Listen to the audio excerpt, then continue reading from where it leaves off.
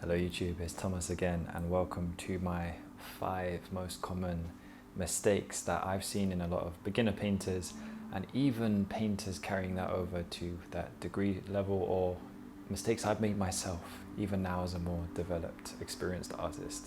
So the first one will be one that I continuously reiterate on my channel, and that is to focus on your drawing. Drawing. I speak about drawing so much because without drawing skills, you are lacking certain observational skills and certain processing skills when it comes to translating imagery onto paper, canvas, or whichever way you're making your work. When you have that foundation in drawing, you are able to break down shape, form, more complex situations going on from whatever you're studying. And even if you look at artists such as Picasso, who were abstract obviously later in their careers, to have that traditional basis and understand the rules to then break the rules is absolutely necessary to develop as a painter. Number 2 would be using the incorrect brushes or not having enough brushes to begin that kind of painting process. Now, I'm not saying as a beginner you need to go out and buy lots of expensive brushes and have a million different types. But what I'm saying is really understand the brushes you're using and the effects that they can create. Now, I'm not saying the brush is everything, but especially when you're beginning, it's good to understand kind of what brushes make certain aspects of painting easier. So this would be, I'd say, just get some flat brushes, some round filbert brushes, and then some smaller brushes for detail. Now, when you're, for example, if you're using the softer filbert brushes with the rounded end, it's easier to blend color with these brushes. So bear in mind as well, depending on what you're using, whether that be acrylic or oil paint, some painting mediums such as mediums for oil paints can destroy brushes. So always pay attention to what your brushes are actually made of so that they do not get destroyed in the painting process. So the third mistake that I see is people using too much medium or too much water, for example, with acrylic paints. Now, let's just use acrylic paints as an example, because I know that a lot of people start off painting with acrylic paints. Now, using too much medium or too much water in the case of acrylic paint will just make your colors look like watercolor.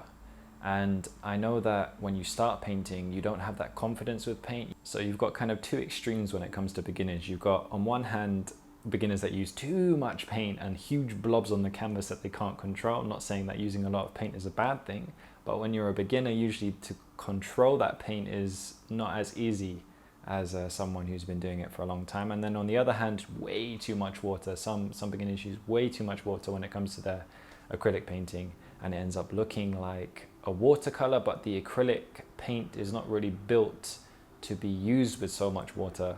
So you sacrifice kind of the vibrancy of color, and it can end up looking a bit muddy because sometimes the control of that water on the canvas ends up mixing colors, and it just it's not the best way to go forward. What you really kind of want to practice is loading and finding that appropriate amount of paint that you will load onto your brush and not spreading it so much on the canvas that it becomes kind of too thin, and keep on mixing and keep on loading your brush as you paint, basically. And this is something that with time you will begin to control the paint that you're using more, because bear in mind, I would also advise just use one paint to begin with.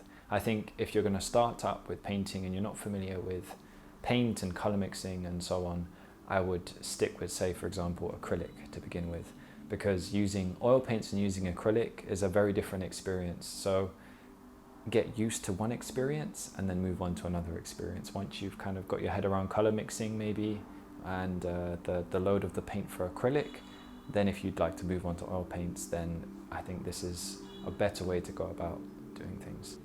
Now, number 4 might seem an obvious one, but oh my days, do I see this even amongst artists. I've seen this even amongst students who have been painting for years. So please clean your brushes appropriately. That is like we say in China, 求求你, like I beg you, please just clean your brushes. Because what I see a lot with beginners is they won't clean their brush properly.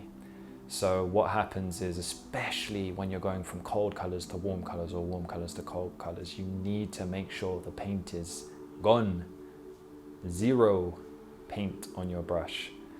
Because otherwise what will happen is when you have that new color on your brush and you start to press your fibers onto the canvas, the previous color will start to mix with that new color, and before you know it, you end up with a dirty painting. And it's going to make maybe kind of browns and these kinds of colors, which are, I'm not saying brown is a bad color, I mean maybe you're using brown, but if you're going for a light or a warm or a cold color and you've got warm tones interrupting the cold tones and the cold tones interrupting the warm tones, it's just going to look like a mess, and you're not going to have a kind of clean finish when it comes to the colors. You know what I'm trying to say. So my final point, I try to always end on a positive note, and that's to remind people, don't give up too easily. I see a lot of people kind of, whether it be painting or another kind of hobby, they'll jump into it, be really motivated, do it. Of course you're crap to begin with, and then be like, I can't do this. This is too hard, and then give up. And then they'll come back to it again, too hard, give up. Come back to it, too hard, give up. Don't do this. Just understand those beginning stages are important stages of learning, making mistakes. I've made mistakes over many years of painting, and I'm still making mistakes now, which is why I put it on the internet for everyone to see. So they can learn from my mistakes, and I'm still learning every day particularly about bloody oil paint. I mean, oil paint is a complicated craft, but have patience. To really get good at something, you have to invest the time. And if you're unsure of where to start, I think take my advice on when it comes to drawing. Now, I will be posting more videos about drawing and kind of artistic advice to both young artists, students, so you can check out my library of videos. So if you're stuck, begin with the drawing, improve your drawing. That will automatically improve your observational skills and therefore your painting skills, and I'm sure even the control of a pencil will help you understand the control of a paintbrush better, if I could put it romantically for everyone. Yeah, okay, I'm gonna stop talking now. And so subscribe if you've enjoyed the content, and yeah, there's really okay, and with that I will say goodbye and thank you for your support. Thank you for watching. Leave a comment for anything else you would like me to kind of go over, and I hope you've enjoyed the video. I will see you in the next one. Bye.